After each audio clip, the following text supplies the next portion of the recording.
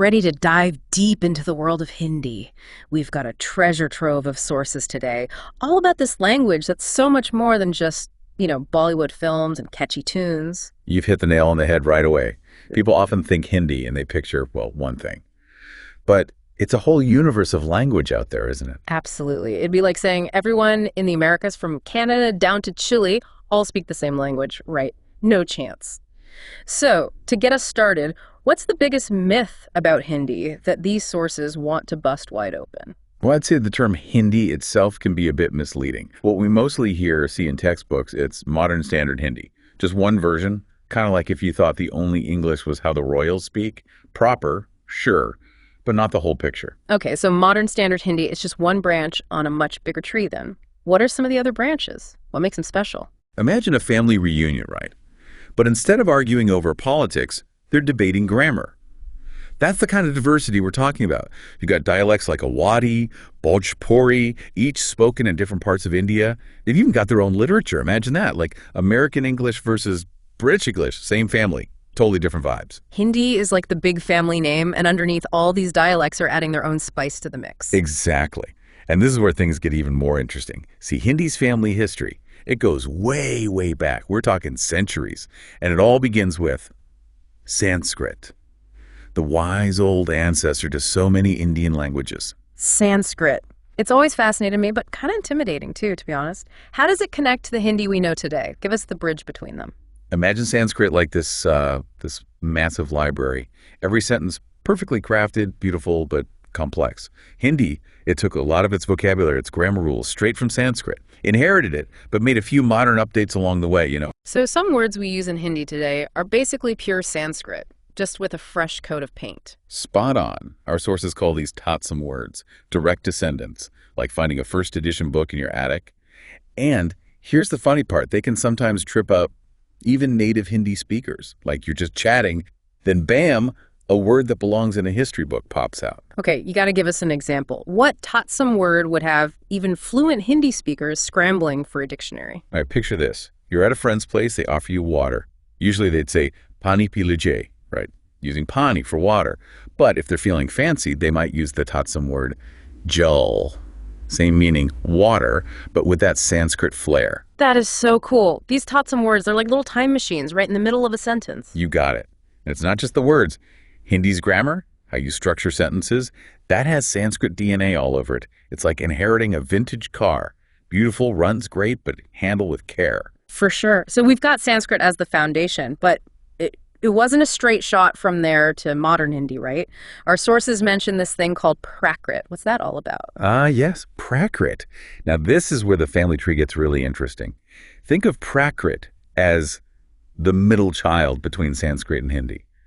Like Sanskrit decided to loosen up, simplify a bit, became easier to speak, less formal.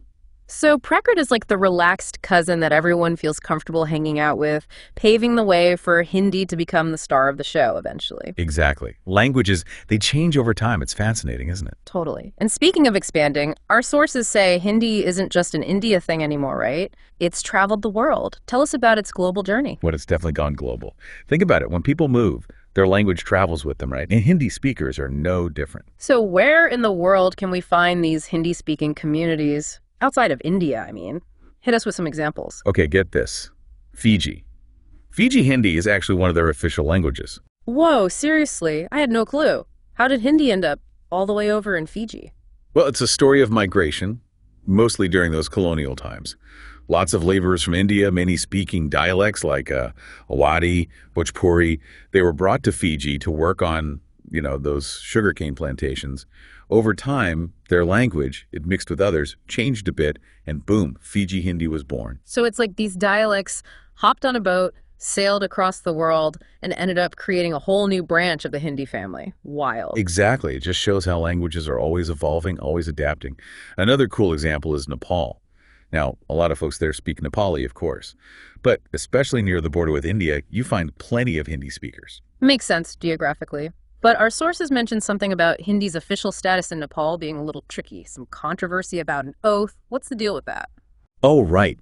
There was this fascinating case, really highlights how language and national identity, they're intertwined.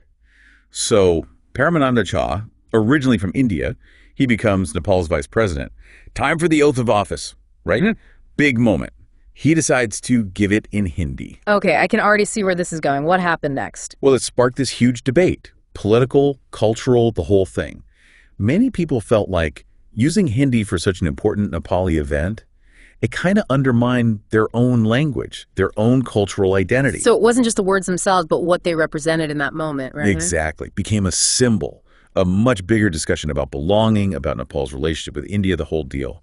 The Nepal Supreme Court, they actually ended up ruling that his oath in Hindi, it wasn't valid. He had to retake it. Intense. Goes to show language isn't just how we talk. It's connected to power, to who we are, all that. Totally. And, this leads us to another super interesting part of Hindi's story. Its relationship with Urdu. You've heard about the whole Hindi-Urdu thing, I'm sure. Definitely. Heard of it, but I gotta admit, I'm a little fuzzy on what it all actually means. What's the real story? All right, so this is where history and linguistics, they really get tangled up. Remember how we were talking about Persian's influence back during the Delhi Sultanate, the Mughal Empire? Yeah, like that saying, history doesn't repeat, but it rhymes, or something like that. Persian. It was the language back then. Influenced everything, especially languages like Hindi. So how did Persian shape the development of Hindi and Urdu? Picture two languages hanging out. Yeah. Right? Sharing words, grammar, like they're swapping cool slang. That's kind of what happened. This new language is born called Hindustani. It's got Sanskrit roots, Prakrit, Persian, even some Arabic thrown in. A real mix. So Hindustani is like the parent, and Hindi and Urdu are the kids. You got it. But here's where it gets even cooler.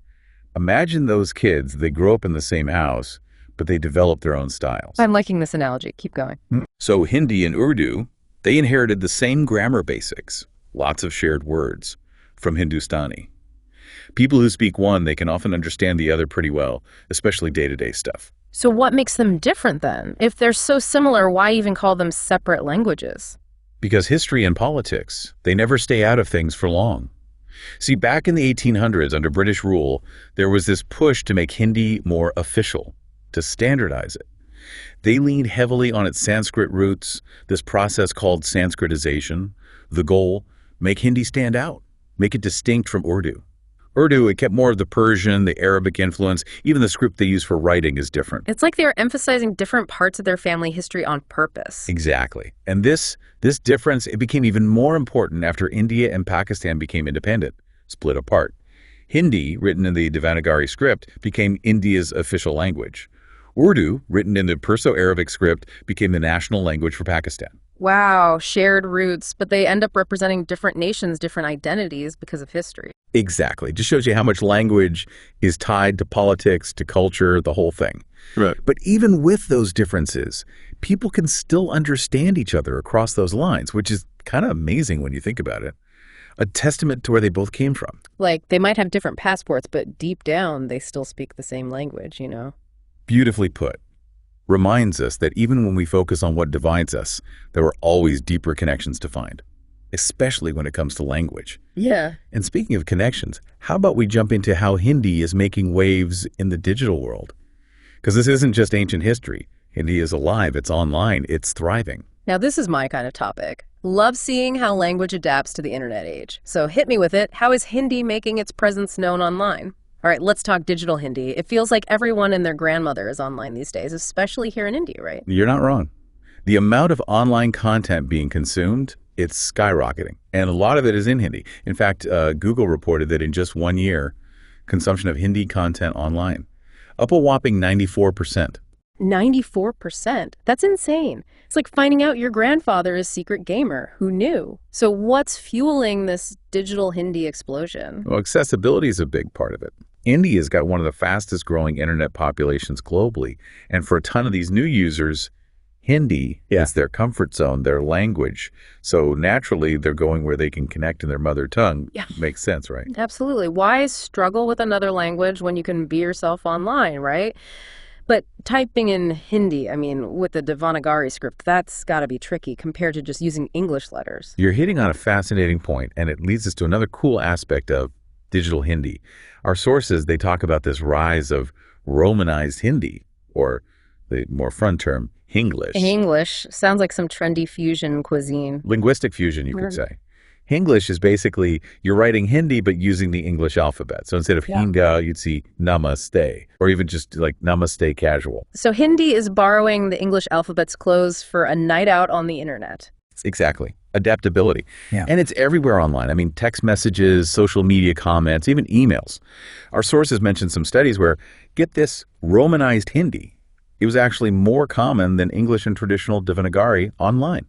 Wild. Wow, that's huge. English is more than a fad. It's like a whole linguistic movement happening right now. For sure. And it makes you wonder, what's next for Hindi? Will it fully embrace Romanization, or will the Devanagari script find its own digital groove? Big questions, right. And it all goes back to something we keep bumping into. Can you ever really trap a language in rules? Yeah. Or will it always be changing, reflecting how people use it day to day, online, everywhere? Exactly. That's the beauty and the challenge of language. People keep speaking it, writing it. It'll never stand still. It'll keep evolving, surprising us, reflecting the world around it. So true. I feel like we've only scratched the surface of Hindi, its history, all its variations. But I think we've all come away with a fresh perspective on this incredible language. I agree. Hopefully, next time you hear Hindi, whether it's in a film, a news story, or just online, you'll hear it with new ears. There's a whole story in those words. Couldn't have said it better myself. Always more to learn. Thanks for joining us on this deep dive into the world of Hindi, everyone.